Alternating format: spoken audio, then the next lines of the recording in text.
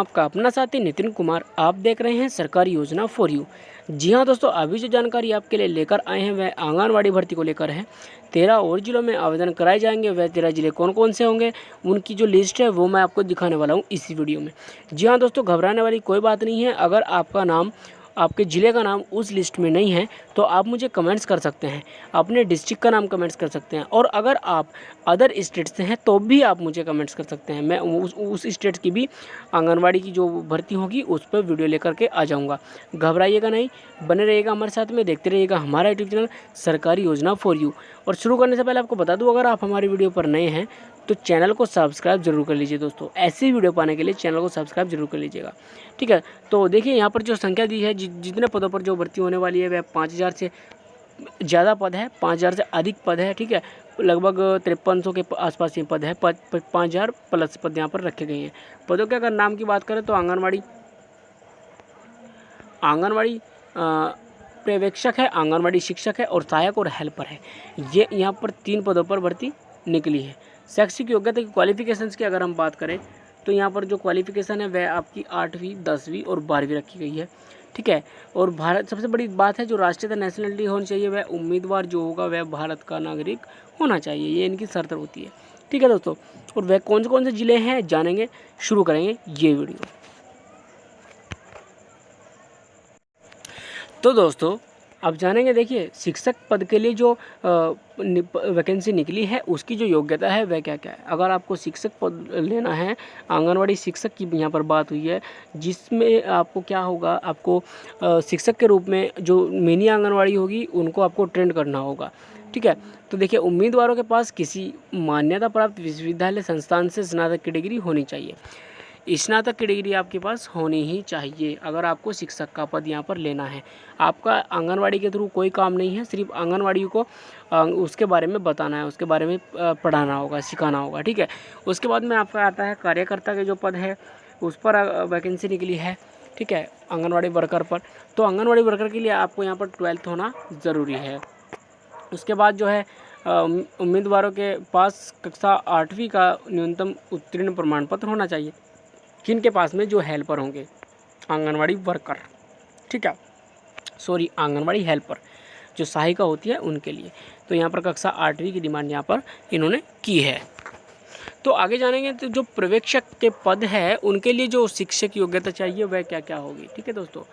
पर्यवेक्षक के पद, पर्यवेक्षक होता क्या है मैं आपको बता दूंगा।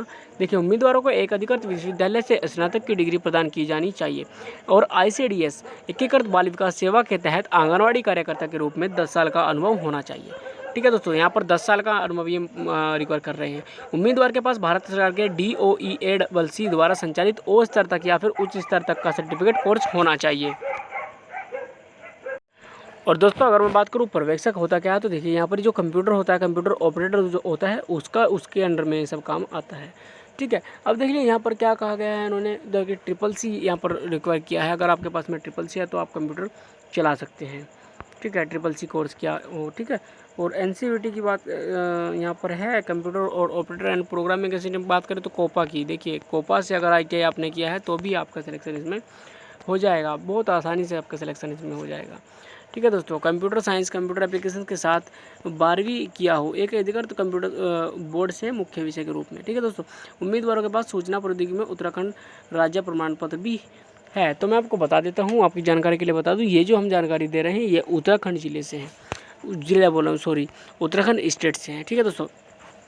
दरअसल वो ज़िला याद रहता है ना, हम ज़िले बताते हैं सभी, तो ये उत्तराखंड स्टेट से हैं, ठीक है दोस्तों। ये जानकारी हम आपको दे रहे हैं। महत्वपूर्ण अगर इस नोटिफिकेशन की जो डेट है, जो आवेदन होने की डेट होगी वह कब होगी, तो आवेदन की जो डेट है वह बहुत जल्दी यहाँ पर अपडेटेशन कर दी जाएगी, शायद इसी महीने के लास्ट तक कर दी जाए, फिर अगले महीने कर दी जाए जुलाई में, ठीक है दोस्तों। घबराने वाली कोई बात नहीं है आपकी।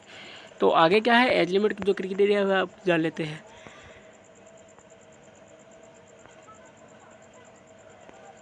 यहाँ पर 18 से 40 साल की जो एज है आवेदन कर सकते हैं, ठीक है। और यहाँ पर देखिए हेल्पर के लिए अगर बात करूँ तो न्यूनतम आयु 17 वर्ष इन्होंने रखी है। 17 साल से 38 साल तक के जो मेरी कोई मित्र है वो आवेदन आराम से कर सकती है, कोई दिक्कत नहीं है। कृपया आयु में छूट एवं अन्य जानकारियों के लिए प्रकाशित आंगनबाड़ी उत्तराखंड बोर्ड, चलो ये तो बात की बात है। जिले जान लेते हैं, जिले कौन कौन से हैं। तो देखिए अल्मोड़ा है, बागेश्वर है, चमोली है, आपका चंपावत है, जहाँ से चंपावत बोले तो जहाँ से पवनदीप है, राइजिंग सारेगामापा इंडियन आइडल, ठीक है, इंडियन आइडल आप जानते ही है, चंपावत से है वो, विनर है उसके, ठीक है। देहरादून है, हरिद्वार है, नैनीताल है, पौड़ी गढ़वाल है, रुद्रप्रयाग है, उत्तरकाशी है, उधम सिंह नगर है, टिहरी गढ़वाल है और पिथौरागढ़ है। ये ऐसी जानकारी जो आपको बताएंगे, ठीक है, ये सारे ज़िले हैं। बाकी की जो जानकारी अगर कोई अपडेट आता है तो हम आपको बताएंगे इससे अगली वीडियो में, जब भी कोई भी अपडेट आएगा, ठीक है दोस्तों। तो अगर सिलेक्शन की मैं बात करूँ तो सिलेक्शन आपका किया जाएगा मेरिट लिस्ट बेस्ड, ठीक है दोस्तों। मेरिट लिस्ट, आपके नंबर जुड़े जाएंगे, आपका 8वीं 12वीं 10वीं और आपने जो ग्रेजुएशन किया है उसके नंबर जुड़े जाएंगे, उसी हिसाब से आपका सिलेक्शन किया जाएगा। अगर आप हेल्पर है तो आपके सिर्फ कक्षा 8 से ही आपका जो सिलेक्शन है वो कर दिया जाएगा। तो ऐसी वीडियो पाने के लिए आप सब चैनल को सब्सक्राइब जरूर कर लीजिए दोस्तों, वीडियो को लाइक भी कीजिएगा और अगर आपको वीडियो अच्छी लगी तो कमेंट्स में ज़रूर बताइएगा। और अगर आप इसी स्टेट से नहीं हैं, जो ये 13 ज़िले उत्तराखंड से नहीं हैं, तो आप मुझे कमेंट्स कर सकते हैं। मैं आपके स्टेट का, आपके ज़िले के संबंधित जो वीडियो होगी, जो न्यूज़ होगी, वह लेकर के आपके सामने आ जाऊँगा। मिलेंगे इससे अगली वीडियो में, तब तक के लिए जय हिंद, जय भारत मेरे प्यारे मित्रों।